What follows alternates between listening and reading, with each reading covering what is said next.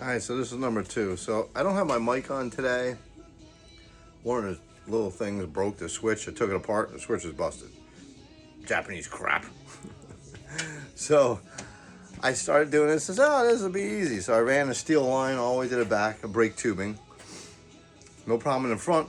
Got plenty of room. That was easy, right? So I grabbed the line in the back, I cut it. So in the front, this was the piece that was broken off. You got a steel line. Obviously, it's rotted away. That's done. On the other end, at the tank, it's all plugged up and rotted away. The line is in there a little bit. That's rotted away. So I cut it. And when I grabbed the line to put it in, it was in. And then I went to move it around to tie it all up, make sure it's nice and neat. It cracked off further down the line. So, of course, where do you got to go? You keep going into the tank, behind tank. So I pulled the wheel off. And I'll show you what I got. Let me disconnect this power supply. So within here, I'll point with something. If you look in here, I gotta get a pointer. There's no way you'll be able to see that without that. Actually, I'll use this zip tie as a pointer. So if you look past my flashlight,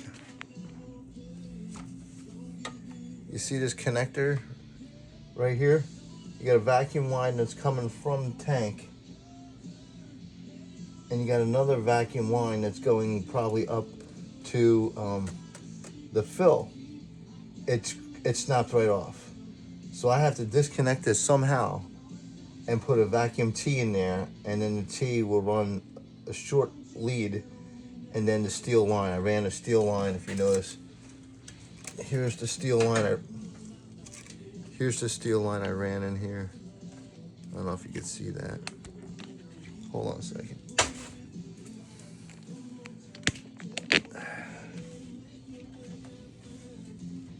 Let me grab it.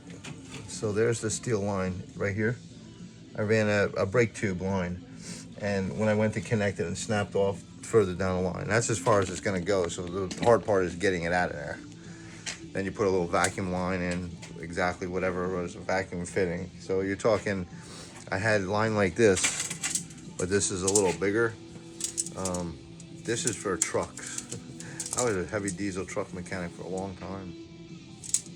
Yeah, this is big line. That's little line. That's brake line. That's probably 3/16 for cars, Jeeps. So all that heavy duty stuff I don't need anymore, but I have it. I got just too much. So I put a lot of parts, and I got a little bunch of them down here. If you notice right here, I got a bunch of jacks that I put, bottle jacks from 20 ton, 12 ton, 4 ton, and then I got a regular jack here. I got an air chuck I put on Marketplace and on eBay. Oops, sorry about that. A load tester. Everything works and tested, and I show you on all the videos. Mostly Marketplace. Then I got another small